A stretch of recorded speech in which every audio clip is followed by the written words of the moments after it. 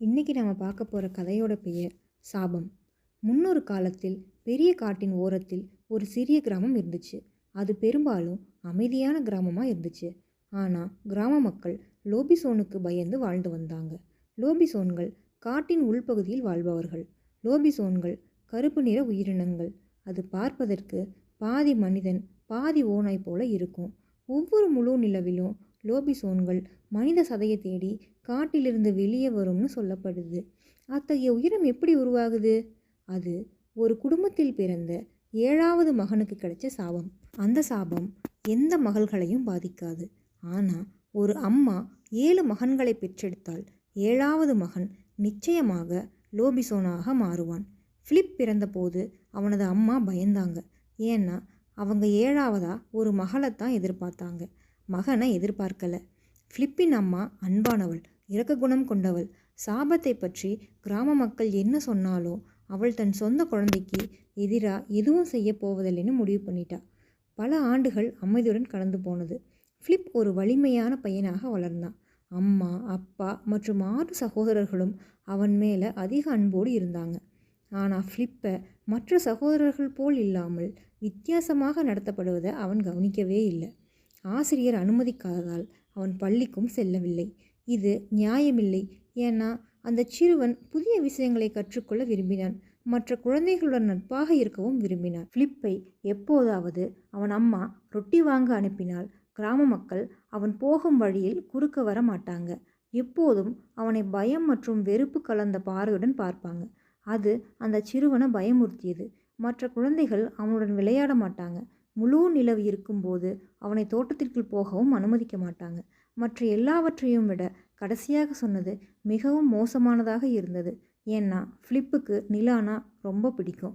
குறிப்பாக அது இரவில் வானத்தில் முழு வட்டமாக இருப்பது பிடிக்கும். அது ஃபிலிப்பிடம் பேசுவது போலவும் அவன் உற்சாகத்தை தூண்டி அவனை பாடி ஆடி ஓட செய்வது போலவும் இருக்கும்.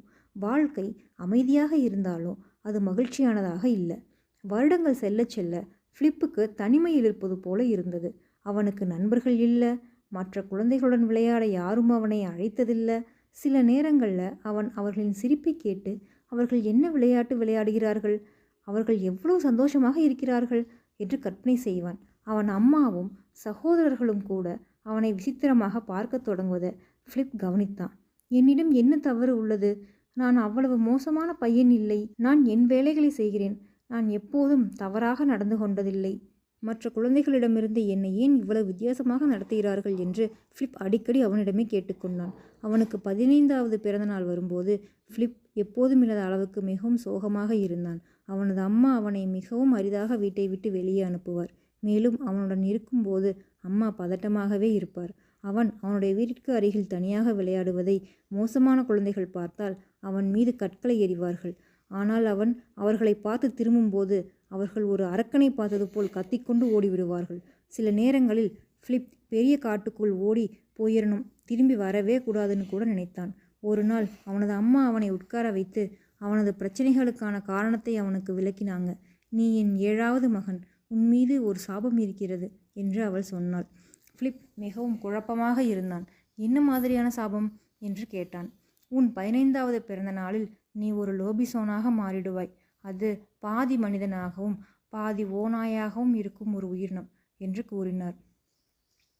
ஃபிலிப் தனது புத்தகங்களிலிருந்தும் இரவில் அவன் தூங்கிக் கொண்டிருக்கிறான் என்று நினைத்து அவன் சகோதரர்கள் பேசிக்கொண்ட கதைகளிலிருந்தும் லோபிசோன்களை பற்றி அறிந்திருந்தான். ஆனால் அவன் அப்படி சபிக்கப்பட்டதாக அவர்கள் ஒருபோதும் ஃபிலிப்பிடம் சொல்லவில்லை. அவன் ஒரு லோபிசோனாக இருக்க விரும்பவில்லை. அவன் கொடூரமாகவோ அல்லது குரூரமாகவோ இருக்க விரும்பவில்லை. மேலும் அவன் உடல் முழுவதும் நீண்ட நகங்களும் அடர்த்தியான முடிகளும் இருந்தால் எப்படி இருக்கும் என்பது பற்றி அவன் சிந்திக்கவில்லை. அவனது 15வது பிறந்தநாள் அன்று ஃபிலிப் தனது வாழ்நாளில் இதுவரை இல்லாத அளவுக்கு சோகமாக இருந்தான். அவன் இரவில் படுக்கையில் எழுந்து உட்கார்ந்து அழுதான். நான் எப்போதும் தனியாக இருந்திருக்கிறேன் என்று அவன் நினைத்தான். நான் எப்போதும் வித்தியாசமாக நடத்தப்பட்டிருக்கிறேன். இப்போது எனக்கு ஒரு லோபிசோனாக மாறும் சாபம் உள்ளது. நான் என்ன செய்ய வேண்டும்? மற்ற அனைவரையும் போலவே என்னையும் நடத்த வேண்டும் என்றுதான் நான் அப்போதும் ஆசைப்படுகிறேன். எனக்கு எப்போதும் நண்பர்களுடன் காட்டில் விளையாட வேண்டும். இரவில் அழகான நிலவை பார்த்து ரசிக்க வேண்டும். இதுதான் என் ஆசை என்று நினைத்தான். அப்போது ஃபிலிப் அவனது படுக்கையறை ஜன்னலுக்கு வெளியே பார்த்தபோது நிலா கருநீல வானத்தில் நட்சத்திரங்களுடன் மேலே வந்தது. அது ஒரு பெரிய அழகான முழுநிலவு. அது அவனுக்கு மகிழ்ச்சியை கொடுத்தது. பின்னர் மிகவும் விசித்திரமான ஒன்று நடந்தது. ஃபிலிப்பின் வயிற்றில் ஒரு கலக்கம் தெரிந்தது. அவனது தோல் முழுவதும் அரித்தது. அவனது நெஞ்சிலிருந்து ஒரு அலறல் சத்தம் வந்தது. அவன் தலையை உயர்த்தி நிலவை பார்த்து இதற்கு முன்னாடி இல்லாதது போல வித்தியாசமாக கூப்பிட்டான். திடீரென்று அவன் உடல் முழுவதும் முடி முளைத்தது. அவன் கைகளிலும் கால்களிலும் இருந்த நகங்கள் எல்லாம் நீளமாக மாறின. அவனுடைய உடைகள் கிழிந்து அவன் காலடியில் தரையில் விழுந்தன. ஃபிலிப் கண்ணாடியில் பார்த்தபோது உடல் முழுவதும் அடர்த்தியான முடிகளுடனும் இருட்டில் மின்னும் சிவப்பு கண்களுடனும் அவனை பார்க்கும் ஒரு உயரமான ஓநாய் சிறுவனின் பிரதிபலிப்பைக் கண்டான். அப்படியானால் நான் ஒரு லோபிசோன் என்று அவன் கூச்சலிட்டான். ஃபிலிப் நிலா மற்றும் காடு அவனை அழைப்பதை உணர்ந்தான். அவனுடைய பழைய வாழ்க்கையை விட்டு விலகி அவனுடைய விதியை அடைய வேண்டிய நேரம் இது என அவனுக்கு தெரிந்தது. இளம் ஓநாய் சிறுவன் தன் படுக்கையறை ஜன்னலை திறந்தான். காட்டு வாழ்க்கைக்கு செல்லும் முன் அவனுடைய பழைய படுக்கையறையை கடைசியாக சுற்றி பார்த்தான். அவனுடைய அம்மா, அப்பா மற்றும் 6 சகோதரர்களை பற்றி யோசித்தான். என் அன்பான குடும்பமே, உங்களை நான் எப்போதும் நினைவில் வைத்திருப்பேன். ஆனால் இப்போது நான் யார் என்பதை ஏற்றுக்கொண்டு ஒரு புதிய வாழ்க்கையை தொடங்க வேண்டும்.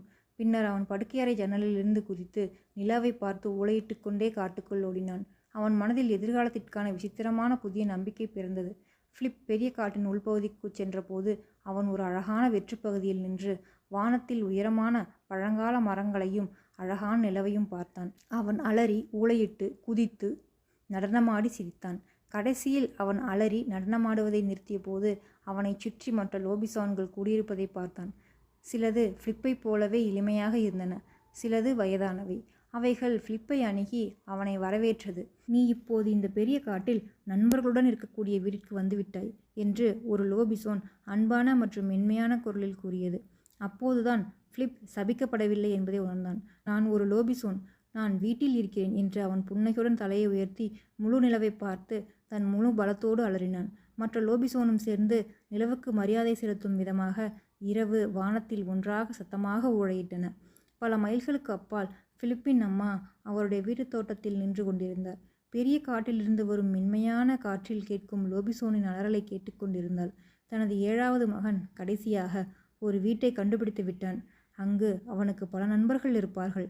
நீண்ட காலம் மகிழ்ச்சியான வாழ்க்கை வாழ்வான் என நினைத்த அந்த பெண் தனக்குள் நிம்மதி பெருமூச்சுடன் கண்ணீர் விட்டாள். இந்த மாதிரி கதைகள் கேட்க நம்ம சேனலை சப்ஸ்கிரைப் பண்ணிக்கோங்க.